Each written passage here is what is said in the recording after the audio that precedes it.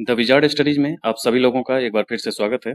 अभी हाल में भारत का जो जीपीएस है, जिसको नाविक नाम दिया हुआ है, वो चर्चा में है।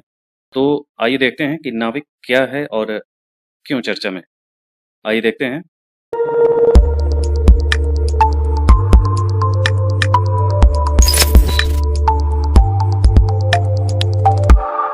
डीआरडीओ ने इसरो द्वारा विकसित नाविक के साथ नेविगेशन के लिए भारतीय समय को प्राप्त करने और प्रसारित करने हेतु स्वदेशी रिसीवर चिप विकसित करने के लिए बंगलुरु स्थित एक फर्म को नियुक्त किया है।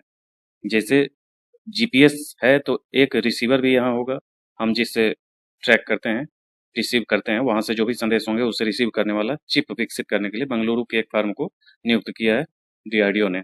अब देखें नाविक के बारे में क्या है। तो नाविक, जिसे हम पहले भारतीय क्षेत्रीय नेविगेशन सैटेलाइट सिस्टम के रूप में जानते थे, इसरो द्वारा विकसित स्वदेशी उपग्रह आधारित नेविगेशनल प्रणाली है। अब ये समझ लें कि क्षेत्रीय नेविगेशन सैटेलाइट सिस्टम और ग्लोबल वाले में क्या अंतर है। ग्लोबल वाले का मतलब है जीपीएस, जिसको आप कहते हैं। जीपीएस अमेरिका का एक ग्लोबल पोजिशनिंग सिस्टम और भारत का रीजनल पोजिशनिंग सिस्टम है। रीजनल कहने का मतलब है कि भारत का जो जीपीएस हम कह लें, वो जीपीएस नहीं है बल्कि रीजनल सैटेलाइट सिस्टम है। तो रीजनल नेविगेशन का मतलब केवल भारत के लिए है। वो दुनिया को हम कोई सुविधा इसको लेकर के नहीं दे सकते, इसलिए हम इसे क्षेत्रीय नेविगेशन सैटेलाइट सिस्टम कहते हैं। नाविक में 7 उपग्रह IRNSS-1B, IRNSS-1C, IRNSS-1D, IRNSS-1E, IRNSS-1F, 1G, 1I, ये सब शामिल हैं। पहले 1A भी था, लेकिन 1A कार्य करना बंद कर दिया, तो 1G को फिर से वहाँ लॉन्च किया गया। तो ये टोटल 7 सैटेलाइट हैं, जिसको मिला करके भारत अपना क्षेत्रीय स्तर का नेविगेशनल सिस्टम डेवलप किया है, जो सटीक स्थिति और समय संबंधी जानकारी प्रदान करने के लिए पृथ्वी की परिक्रमा करता है। तारामंडल के 3 उपग्रह भू स्थिर कक्षा में स्थापित हैं और 4 उपग्रह झुकी हुई भू समकालिक कक्षा में स्थापित है। भू स्थिर कक्षा और भू समकालिक कक्षा का मतलब होता है कि जैसे भू स्थिर कक्षा में आप इसे समझ सकते हैं इस तरीके से। ये देखें, ये विषुवत रेखा के समानांतर जो सैटेलाइट है, वो पृथ्वी के घूर्णन के बराबर वो घूर्णन करता रहेगा। यानी कि अगर 24 घंटे के आसपास इसके पृथ्वी एक घूर्णन पूरा करता है, तो ये सैटेलाइट जहाँ पे हम उसको प्रक्षेपित करेंगे, वहीं पे वो फिक्स तरीके अपना काम करता रहेगा। और ये जैसे आप समझें कि ये जो लाइन आप देख रहे हैं, ये विषुवत रेखा की लाइन है। इसे भू स्थिर कक्षा कहेंगे। ये एक सैटेलाइट यहाँ है, एक सैटेलाइट यहाँ और एक सैटेलाइट यहाँ, ये भू स्थिर कक्षा है। तो यहाँ ये परमानेंट बना रहेगा और पृथ्वी का घूर्णन जैसे-जैसे होगा जिस ओर, वहीं पे जैसे आप इसको और भी साधारण शब्दों में समझें तो ये भारत में आप कहीं भी खड़े हो जाएँ और अगर वो सैटेलाइट दिखाई दे रहा है, भले ही दूरबीन से आप देख लें, वो दिखाई दे रहा है, तो आप 24 घंटे जब भी देखेंगे तो वो आपको दिखाई देगा। तो वह इस कारण क्या है कि पृथ्वी का घूर्णन जैसा है, उसी के बिल्कुल सामने विषुवत रेखा के ऊपर रख करके भारत को सीधे-सीधे अपनी छवि दे रहा है। यानी कि ये जो लोकेशन आप देख रहे हैं, ये भारत का एरिया, इतना एरिया भारत का ये कवर करेगा, इसका इतना एरिया ये कवर करेगा और इधर का एरिया ये कवर करेगा। और जो भारत की सीमा है, इसके लगभग 1500 किलोमीटर बाहर तक का एरिया कवर करता है ये पूरा नेविगेशनल सिस्टम। तो ये भू-स्थिर कक्षा को ही जियो स्टेशनरी अर्थ ऑर्बिट कहते हैं।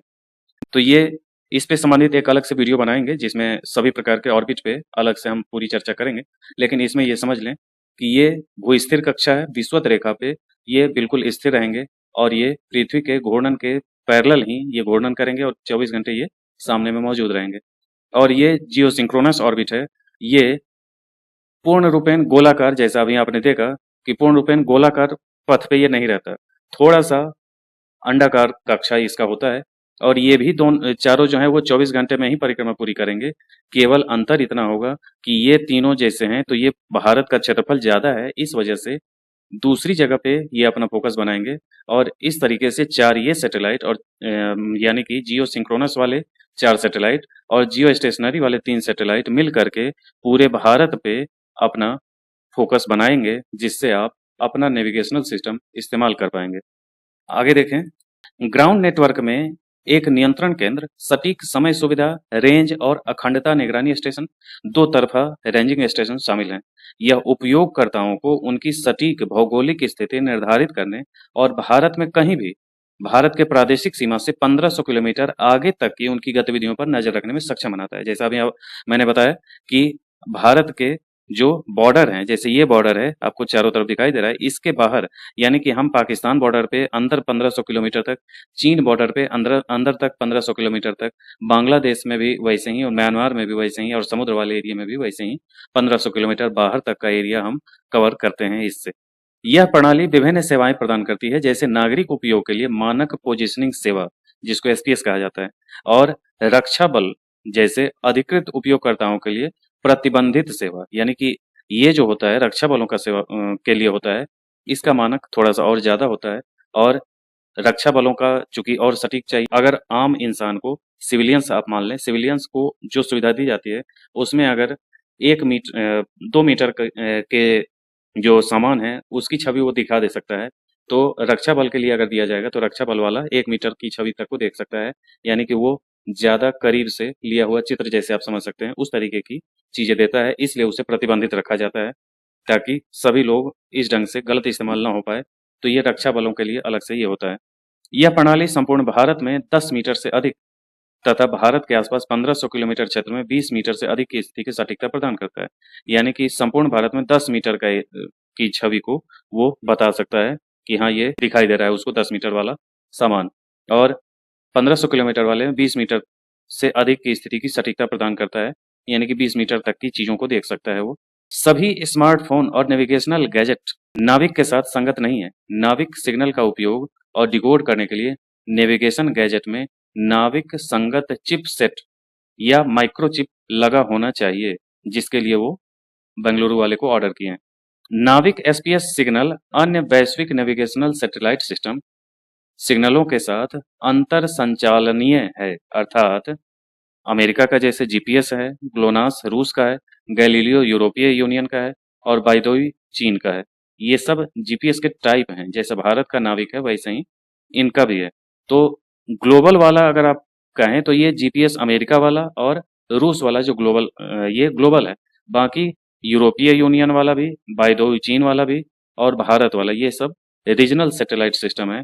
ये रीजनल नेविगेशनल सिस्टम है। आगे देखें भू-स्थिर कक्षा, जिसे भू-समकालिक भूमध्यरेखीय कक्षा भी कहा जाता है, पृथ्वी के भूमध्य रेखा से 35,786 किलोमीटर की ऊंचाई पर स्थित होते हैं, और अगर केंद्र से उसकी दूरी मापे तो 42,164 किलोमीटर पड़ेगा, और ये पृथ्वी के घूमने की दिशा का अनुसरण करने वाले एक गोलाकार भू-समकालिक कक्षा है, जिसको अभी हमने इमेज के माध्यम से दिखाया था कि ये जो दूरी है, इस दूरी की बात कर रहे हैं, और ये जहाँ पे ये फिक्स है, वहीं पे पृथ्वी के सापेक्ष ये घूमता रहेगा। समकालिक का मतलब जितना पृथ्वी का काल है, उतना ही इसका भी काल है, यानी कि लगभग 24 घंटे, यानी 24 घंटे से थोड़ा-सा कम होता है, तो 23 घंटे 56 मिनट कुछ सेकंड का ये होता है पृथ्वी का घूर्णन। उतना ही लगभग ये जो भू-स्थिर कक्षा में सैटेलाइट होते हैं, वो भी उतनी ही देर में घूमेंगे, और वो 35,786 किलोमीटर पर फिक्स किए जाते हैं। उतने पे ही 24 घंटे का पूरा होगा। अगर नीचे रहेगा, तो कम समय में पूरा कर लेगा, और ऊपर रहेगा तो ज़्यादा समय लगेगा उसे पूरा करने में। इसलिए 35,786 किलोमीटर फिक्स है उसकी ऊंचाई, भू-स्थिर कक्षा के लिए और भू-समकालिक कक्षा के लिए। तो ये था नाविक से संबंधित। हम बहुत जल्द ही आपके लिए पूरे सैटेलाइट सिस्टम का जो ऑर्बिट होता है, चाहे वो लियो, मियो या अभी आपने ये सब देखा, भू-समकालिक कक्षा, भू-स्थिर कक्षा, स्थानांतरण कक्षा, ये सब जो टाइप्स हैं, उन सब पे हम बहुत जल्द ही आपके लिए एक वीडियो लेकर के आएँगे। ये था आज का नाविक का। इसी ढंग के अन्य वीडियो के साथ हम फिर मिलेंगे। आज के लिए इतना ही। धन्यवाद।